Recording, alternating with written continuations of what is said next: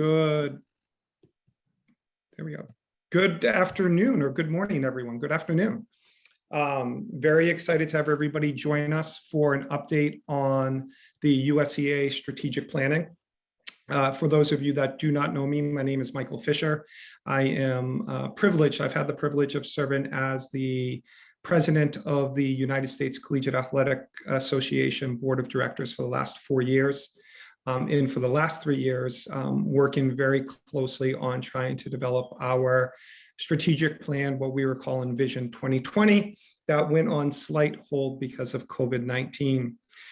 This afternoon, you will be hearing from our executive director, Matt Sims, our CEO, and he will be reviewing the proposed strategic plan that is a combination of the work of our strategic planning task force, and I'll mention those participants shortly, and the board of directors.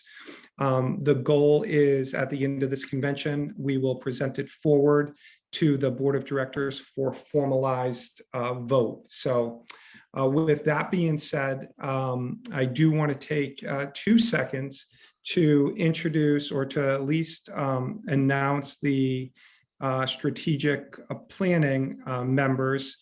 And I'm looking for my list right here. We had several committees for the strategic planning. We had a marketing committee that was co-chaired by Trudy Lacey and Andrew Morong from CM, and it involved Patrick Quest, Simon Jacob, Megan Brakovich, Jim Tucker.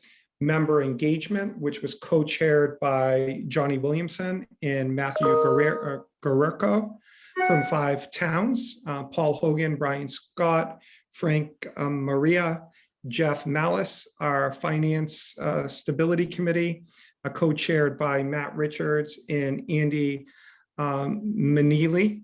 And it also includes Steve Oberly, Jihad Caesar, JJ Gordy, Amanda Surgeon, and our Student Athlete Engagement Committee, which was co-chaired by Ryan Airy, Hillary Linehan, and included Jason Travis, Alex Gortrita, Ethan Wells, and BJ. So it's been a tremendous amount of work. We really are excited because membership has been able to participate widely in this process. So what you're going to hear and see today really is a member-driven plan with feedback from the board of directors. With that being said, I'll pass it over to you, Mr. Sims. Thanks, Mike. And I'm going to go ahead and do a screen share here, and I will pull up the plan that is in draft. I will just walk us through this. So I also want to say kudos to Mike Fisher. As I mentioned in the State of the Association, Mike really did an outstanding job in his leadership throughout this process, ensuring that we got across the finish line this year with this plan, despite all of the roadblocks with the COVID-19. What I'll be walking through is the plan that was developed. And again, a thank you to co-chairs Jennifer Laney and Andy Kirshner for their leadership throughout this. But essentially what we've developed now are 4 overriding goals that we believe are going to lead us forward throughout this plan.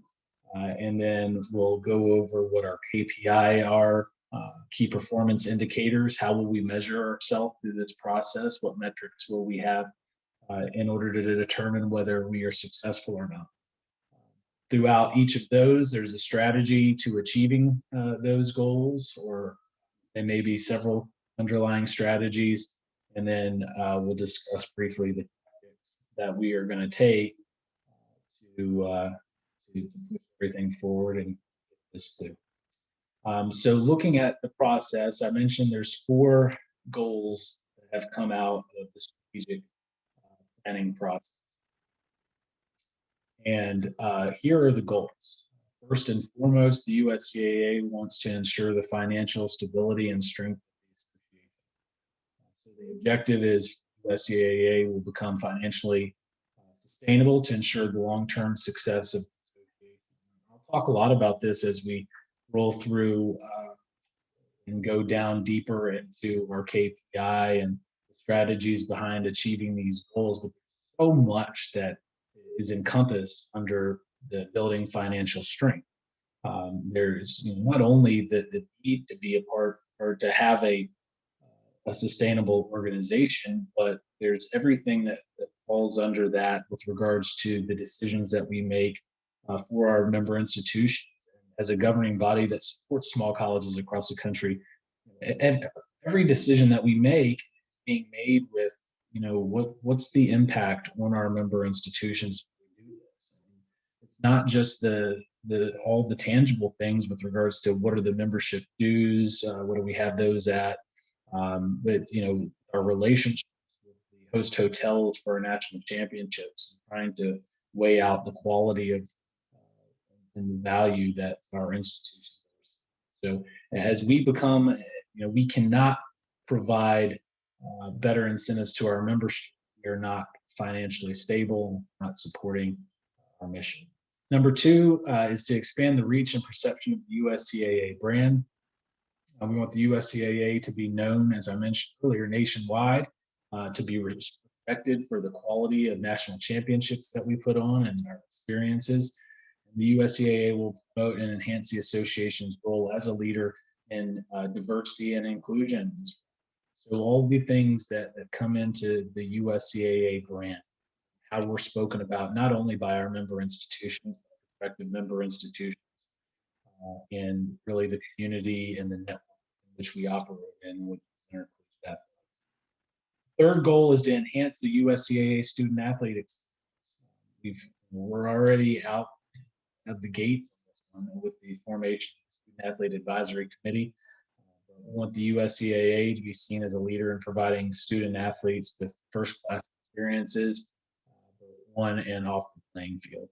And we certainly look forward to you further engaging with our member institutions. And last, to increase member institution engagement with the USCAA. The USCAA will be viewed as a resource to member institutions and a national leader in best practices for small college athletes.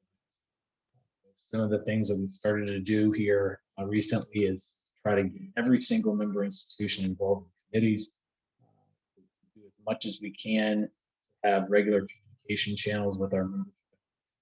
That is extremely important as we continue to grow and continue to be a member-driven organization. So I'm going to, not fast forwarding here, I just want to get to the section where we actually have each of our goals as well as so again, as I mentioned before, now we have these 4 goals, and under each of the goals, we're going to discuss sort of what the strategies are to get there, and then we will discuss the tactics. So goal number 1, and this is under priority 1, which is to build financial strength for the USCAA with an objective of becoming financially sustainable. Goal 1, by June of 2026, the USCAA will build a reserve of at least $200,000 for our annual operating expenses to the annual membership of the USCAA to get to 82 total schools and increasing non-membership revenue of $100,000. As Mike mentioned before, this hasn't had the final stamp of approval on from the board yet, because there may be a few things that we tweak based on the numbers. As this strategy and the plan was being developed over the course of the last year, there was some uncertainty about how many members we would lose based on those institutions who were shutting down athletics. And actually, the picture looks more positive than we had anticipated. So we may tweak some of these goals and tweak them up a little bit. But underneath of that goal number 1, we want to do several. First is to generate a reserve in the USCAA coffers. And as you can see here, what we do is we're breaking down each fiscal year. So next fiscal year 22, the goal would be to have 60,000 in reserve, and then we'll add onto that year after year over the course of the next 5 years to get us to that goal that I mentioned before, $200,000. The next strategy here is to increase our external revenue sources. So in hopes that we reach the $100,000 goal, and again, I won't go over this each time, but this shows our fiscal year and where we want to start in year one and where we want to be in 5 years. To further incentivize our team to just shatter our goals, we've also created these stretch goals over to the right. Next, under goal number one, we want to have increased annual retention of our members. With the first year goal of 90%, and then moving up to eventually be at 90% retention of member institutions. Next, annual new members. The goal is set at 6 for the first year, moving into next year with hopes we'll have at least 10 added by the next 5 years. And I really think that we're going to completely shatter these goals. We have strategy in line. We've been in discussion with many hot prospective members who are more of a core to USCAA. So I think we're going to do very well here. And then last, under the goal one, is annual membership KPIs. And this is the number I was referring to earlier that up a little bit because we're exceeding that already. So we want to make sure that we're just putting ourselves in a position that aligns with the previous goal of adding 6 in year one based on what our baseline is for. Okay, so here's, those were the strategies. Now let's talk about the tactics, the things that we think are going to get us there. So under strategy number one, which was determine a membership model that aligns with the association's mission and provides financial sustainability. Here's some of the things that we're talking about doing internally. Number one, and we mentioned this in today's town hall session, is assess divisional structure.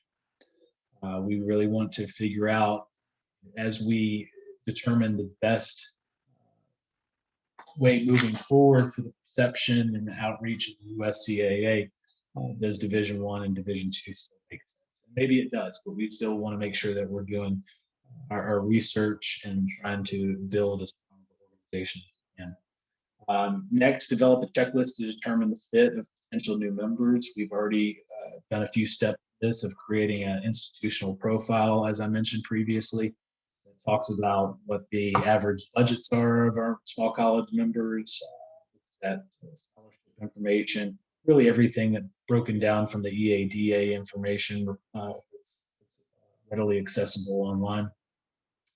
And continuing to sort of create that profile of what a USCAA member looks like, such that we can have that core member, we can know who we want to go after. I talked about it in the State of the Association. The alarming number or figure is that we've added almost in 16 years, last 16 years, we've added almost 130 member institutions, but yet we've still only made marginal gains from, I don't want to say it's not marginal gains. That's not true. We've more than doubled the size of the association. It's just about really recognizing those things that cause us to lose members, trying to keep it better by recruiting people who are fits for the association. Next, we want to approach conferences to join. We're already out of the gates on this one as well. I hosted a webinar with a group of schools in the Great Lakes region, really between Michigan, Ohio, and Kentucky a couple weeks ago. Some are current members, some are prospective members, but we have some traction there. And we want to try to, we feel, create those conference opportunities not only for our existing members, but approach potentially other conferences who are a better fit the USCAA with regards to size, mission, and competitive level from other organizations. Next, assess per sport membership opportunities. I believe Rob Coleman from Albany had a great question earlier, and I think the concern was, trying to dismantle what our existing organization looks like, and the absolute answer is no, we're not. But essentially what we're trying to do in looking at per sport membership opportunities is Are there fringe sports or opportunities for the USCAA to utilize its resources in creating national events or awards platforms for non-traditional sports? And that could be anything from cornhole to table tennis to club football, whatever it might be. Are there opportunities for the USCAA to utilize its resources in the national office and create new revenue streams that again go to not burdening our member institutions, and hopefully one day even create a financial offset for our member institutions from certain championships. Next, work with current and future schools to form more conferences. I've talked about that. Next, determine possible expansion through esports, which we will have a committee working on this summer. And finally, assess whether scholarship limits are necessary, and that ties into under strategy 1.2, earlier in goal number 1, we talked about developing new revenue initiatives. And the first of the new revenue that we're going to look at is title sponsorship, USCAA championships and awards. I already applaud BJ Burgess, who got us across the finish line with 84 Lumber and title sponsorship of the USCAA National All Academic Team this summer. We're thrilled to welcome them on board. And again, I highlight just the importance of our member institutions and knowing our sponsors and partners. USCAA is never going to put, well, as long as we're around, we're not going to put our membership in positions where they are mandated to use any product or service. We don't believe in that, but anytime our member institutions can utilize those products and services, it goes a long way in creating outstanding partnerships and relationships. And all of that ties back into being a healthy financial well-run organization. So 84 Lumber deal, and that one was huge, $15,000. Not only does it cover the cost of the awards for National All Academic Team, but even so just that we can promote those sponsors. Next, we're going to seek corporate sponsorship for student athlete benefit. It's funny, the 84 Lumber deal is actually both, because 84 Lumber wants through this deal to be able to hire USCAA graduates. We want to try to create other sponsorships and partnerships. We'll create that same benefit for our student athletes coming out who are looking for jobs. Next, seek sustainable tournament sponsors. Again, we want to try to plan our routes in cities that are good to us and create relationships with tournament sponsors that make sense and have strong ROI for the sponsor and the USCAA. And finally, seek grants for national championships, by which we continue to make tremendous strides in with our basketball championship right now.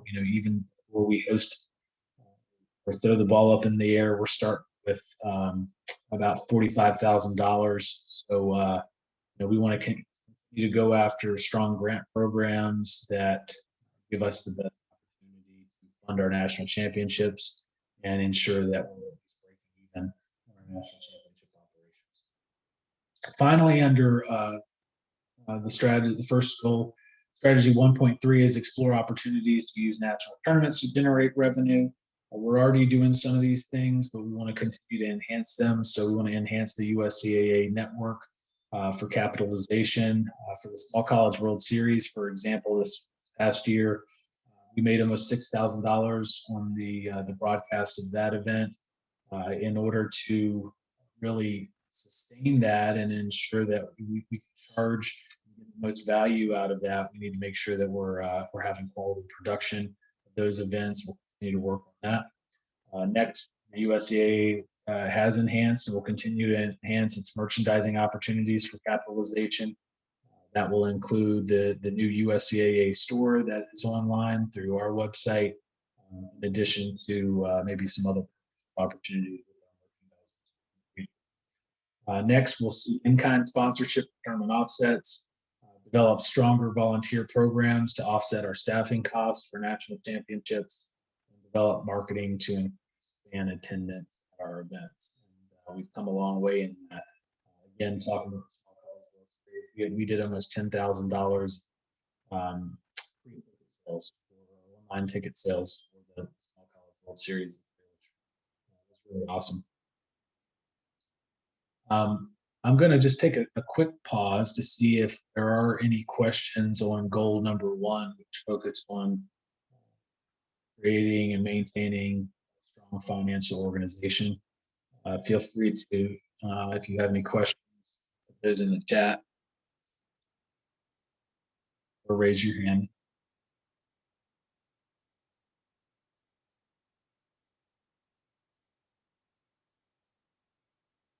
Not seeing anything, so we will move on to goal number 2 in the USCAA strategic plan.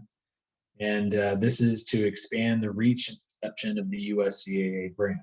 The objective of the USCAA being known and respected for high caliber events, experiences, and services to its member institutions and student athletes. In addition, part of this priority will be to promote, enhance the association's role as a leader in diversity and inclusion. So under goal number 2, by 2026, 5 years from now, the USCAA will increase the number of colleges that inquire about membership by 100%.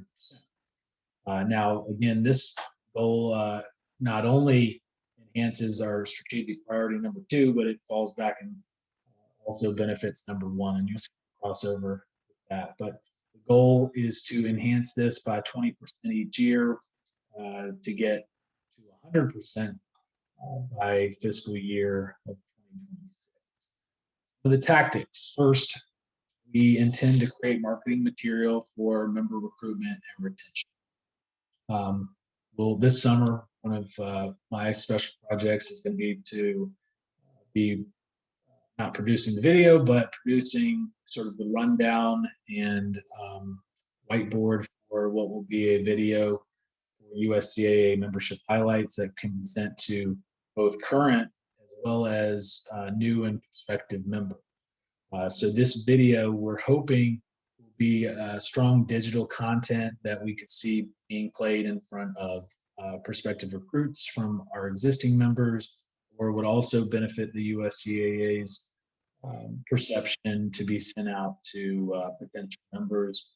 But we hope to have it with some of our greatest photos and digital video content from USCAA national champion broadcasts and from our own capture on site at USCAA national champion, and just put that into a dynamic presentation with strong visual images of USCAA experience with captivating music. And there, additionally, we hope to implement feature stories or high profile previews for each of our events and for membership. We want to capture enrollment data of student athletes at member institutions.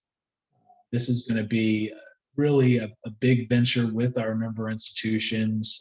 There's a lot of data that we have that's easily accessible, like the EADA. Some of this is a little harder, but we hope that to create a system that allows institutions to update or put this information into something that's standardized, an Excel spreadsheet, where we can accumulate, populate it, and have better data to report back to member institutions, such that you sort of evaluate your own institutions and where you stand amongst other schools. But that enrollment data, we think, is also going to help us understand better the small college members that we represent and being able to recruit other institutions who are like-minded and like resources, and so forth. Next, produce a newsletter marketing the USCAA member institutions, chancellors, and presidents. We really want to do a better job of not only connecting with our own chancellors and presidents across the association, but with prospective members. Strategy 2.2 is to develop a social media marketing strategy. I talked about it earlier. Megan Anagnosopoulos has done such an amazing job with our social media and enhancing that. And we really want to make sure that we use this as a baseline moving forward in hopes that we can only continue to enhance what we're doing in social media, and knowing that it's become really another extension of recognition highlights. Sometimes students care just as much about being tagged in a photo or a video, or to be highlighted in that way, such that they can share that with the people that they love, their family, their friends, and that be sort of a momentous occasion in highlighting the fact that they have made a national championship or they have received an award and have been recognized in some way. We want to continue to enhance that. One thing we want to do through social media is create top plays or highlights. We have not discussed how that will look yet, but that is something that we want to get into weekly, is that we're having top plays and highlights from around the association. Again, we're going to need the membership support in providing that and having a channel such that those highlights or those digital shorts can be shared. We want to create campaign slogans for our member institutions and student athletes. We want to enhance our social media campaigns at national championships. And also utilize, as we said before, the USCAA Student Athlete Advisory Committee to be able to get really a full 360-degree feedback from our entire audience of student athletes, coaches, so forth. The USCAA SAC will be able to tell us more about the student athlete experience and how we can utilize our social media in an effort to best not only service our member institutions, recognize our member institutions, but such that we have more and more student athletes engaging in those things. Next up is under strategy 2. Our goal 2 is strategy 2.3, and that's to develop a program to highlight student athlete achievements off the competition. And this could include graduation, leadership conferences, community service. So really under these tactics, we have to start ground level here. We've got to develop a program name, develop a channel to receive those highlight stories, continue to enhance the student athlete spotlight and coaches corner, and incorporate program and student athlete of the year award. But this is going to be something that all of this content is really generated at the campus level. So we're going to have to, as we said, have strong communication channels, have recognition platforms for our member athletic directors, constant reminders probably to remind institutions to share this type of material. But it's really important, I think, more than anything, that as an association, we're putting the student first. We're emphasizing the association's goal of making sure that all of our student athletes are walking across the graduation stage in a timely fashion. And then as we share the USCA experience and share the student athlete experience, we are sharing more than just what happens. Any questions, comments on goal number 2 before I move on?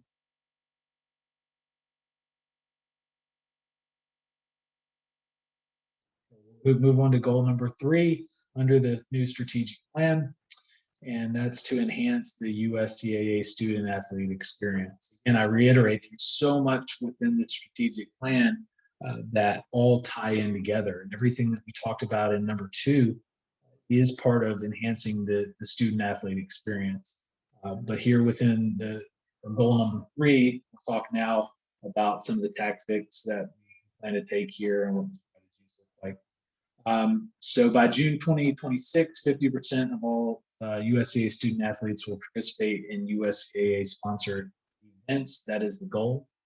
And our goal is to have 10% in year 1 and then up to 50% in year 5. I think we're going to shatter these goals. We will need the support of our member athletic directors and our coaches to share the information and content that comes out of the USCAA national office. But together, I think that we are going to by far achieve strategy 3.1 is to create a student athlete advisory council, which we've already done. Strategy 3.2 is to develop a plan to incorporate student athlete involvement at the USCAA National Convention. Unfortunately, due to the virtual format, we did as much as we could with the USCAA Student Athlete Advisory Committee. You can tell there was some nervousness with the student athletes. We want to continue to try to prepare them as leaders. I thought they still did a heck of a job in really explaining to us and our member athletic directors systematically how they approached year one of forming a student athlete advisory committee.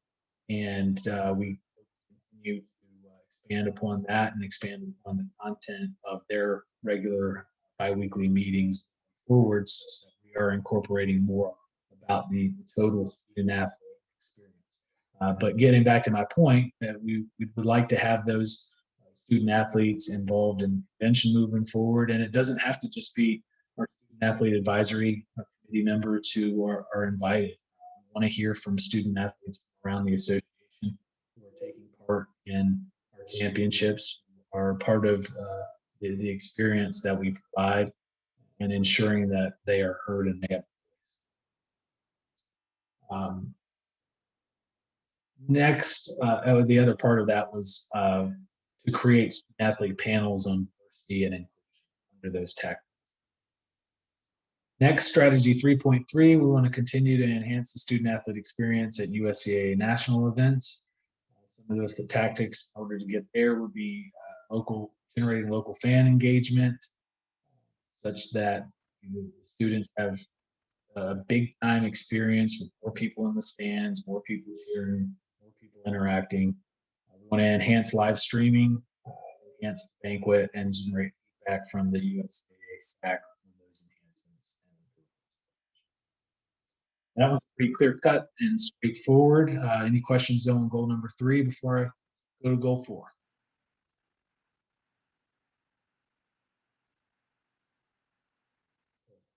None. So the fourth and final strategic priority is to increase member institution engagement with the USCAA. It's probably the most vital, we think, in both retention and expansion of USCAA membership, being able to grow what we've already done. The objective is USCAA will be viewed as a resource to member institutions and a national leader in best practices for small college athletics.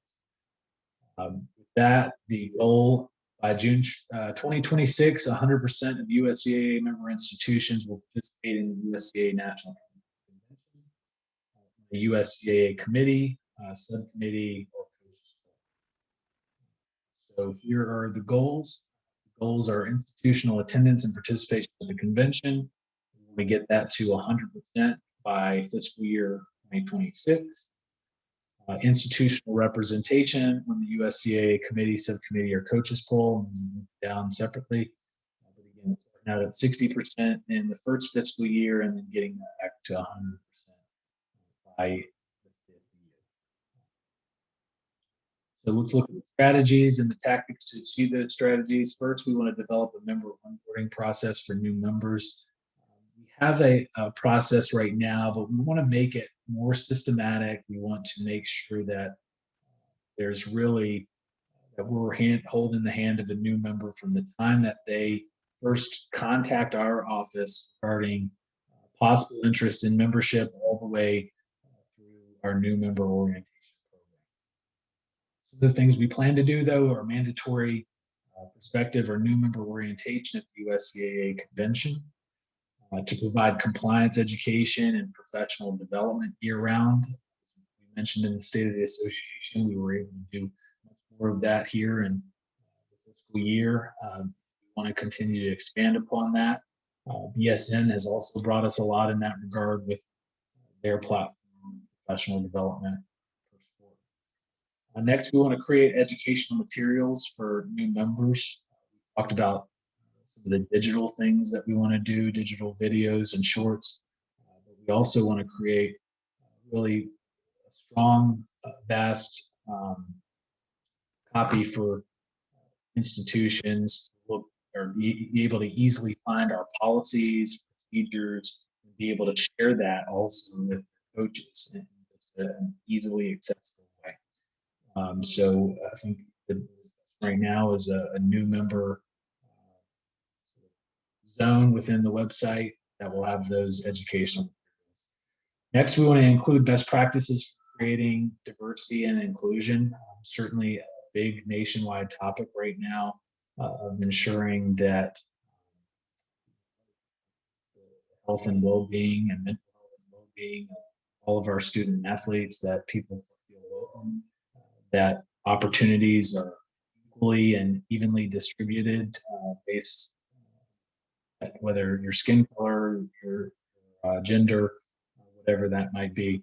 So we want to make sure that we're continually talking about these things, and when there are inadequacies in those, that they are addressed very quickly. Finally, implement mentorship program between longstanding members and new. Strategy 4.2 is implement a continuing member enhancement program for our members, for our existing members. So, under this, some of the tactics we plan to take is to develop and implement strategies to have 100% USCA member institutions attend the national convention. We've talked about this for so long, we really need to get across the finish line on this one sometime soon.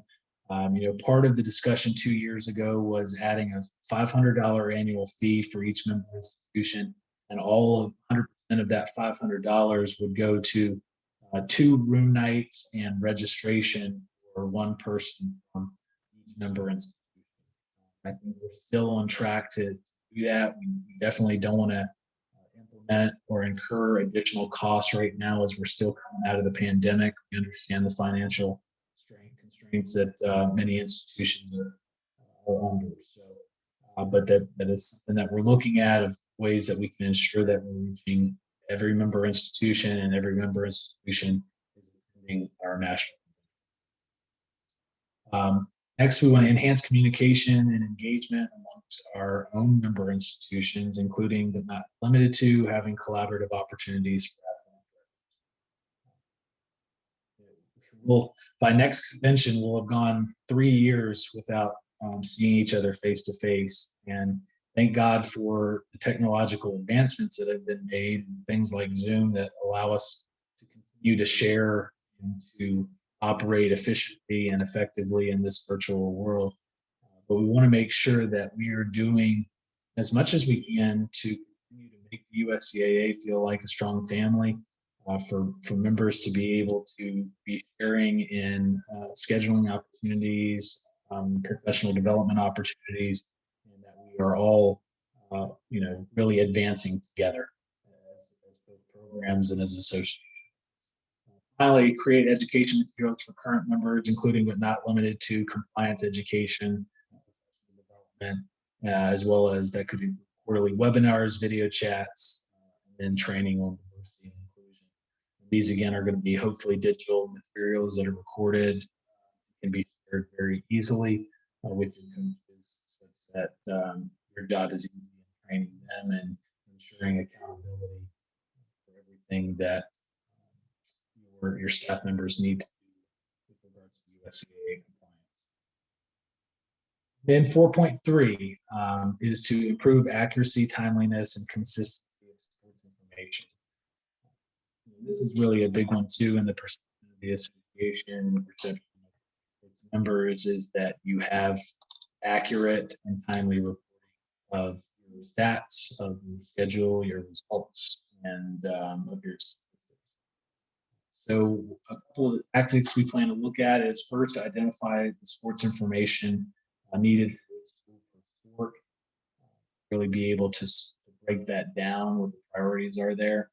To have all schools identify the person responsible for reporting sports information, such that that those individuals are being held accountable, and there's easy contacts for when there are delays or non-reporting.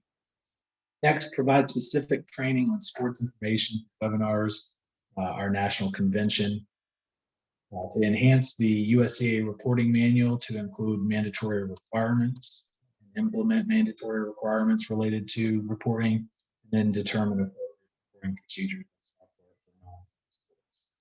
That would be cross-country golf, some of the things where we don't have the Presto reporting system. We want to continue to enhance that, not only on the back end, the way that the stats are being reported, but also how stats are displayed, such that our non-team sport individuals can be recognized in that way too.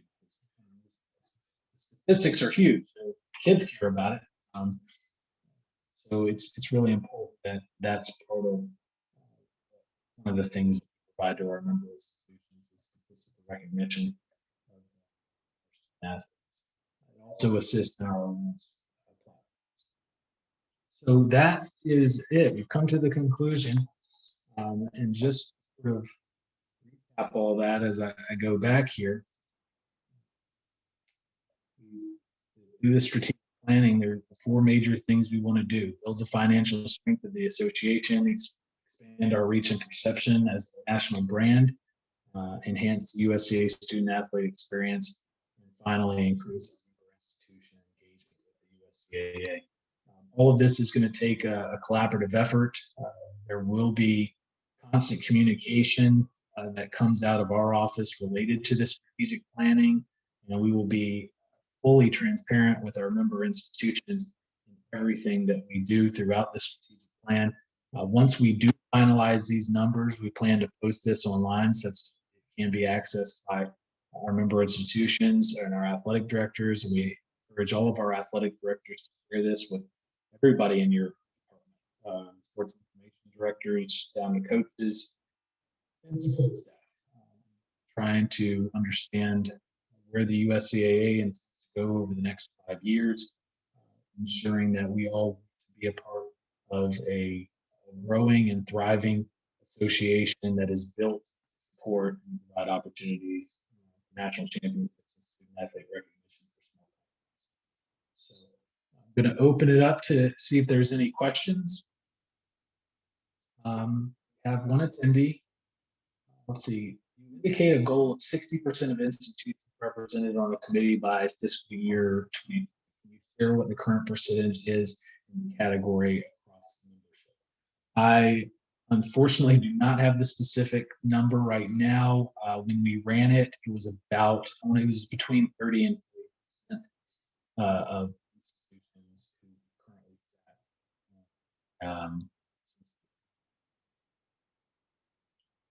sat. Next, appreciate the compliments. Somebody has asked, with my departure, it seems that the USA office will restructure but not replace your position. Is that correct? If so, can you speak more on how the office will implement and achieve the plan with fewer staff in place? Actually, that's a great question. I'm glad this was asked because we're actually not going to have fewer staff in place.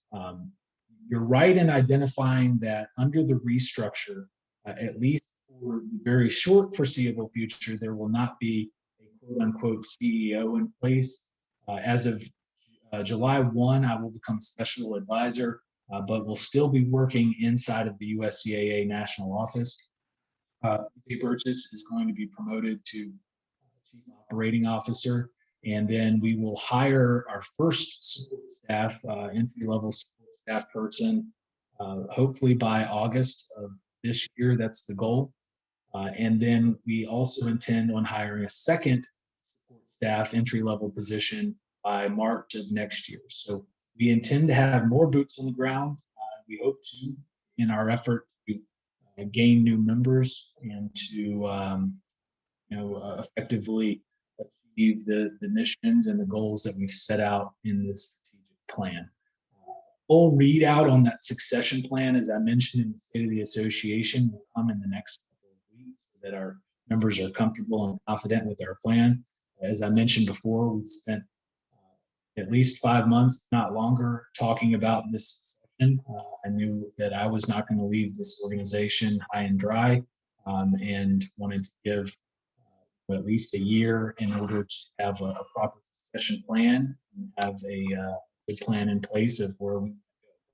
I'm more confident than ever that we do have a plan that is better going to support our initiatives, that's going to seek to grow the USCAA further, and is going to go back really into everything that we want to achieve related to with regard to our athlete experience.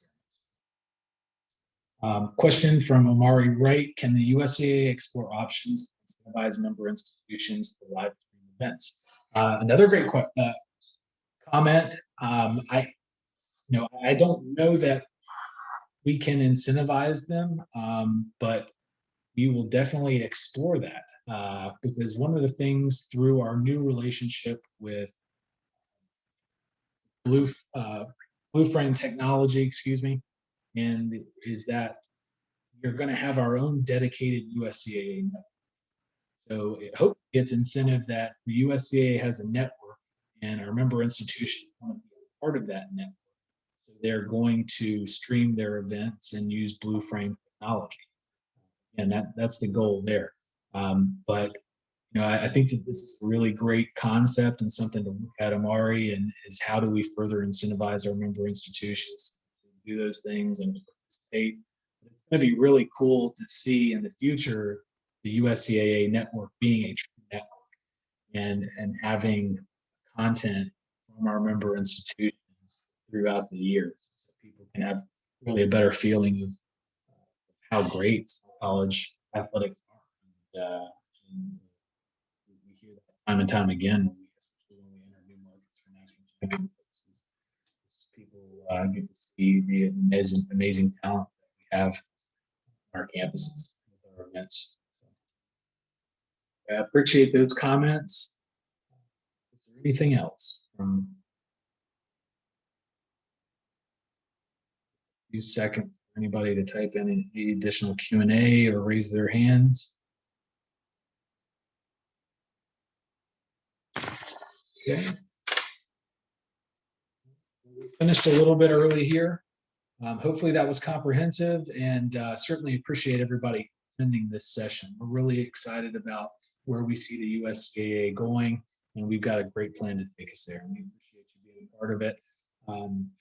We'll break here now, and we will be back at 3 p.m. with professional development from Dan Tudor and Greg Carroll of Tudor Collegiate Strategies. These guys have an awesome presentation. Keep in mind, this is really, they'll be sharing a lot from the program that people usually pay for, and you get it here for free. So please feel free or be sure to join us for that development session at 3 p.m. We'll see you there. And there are still a few slots left for virtual escape room tonight, but please try to register with the email that was sent out to you. Thanks for joining us, and we will break until 3.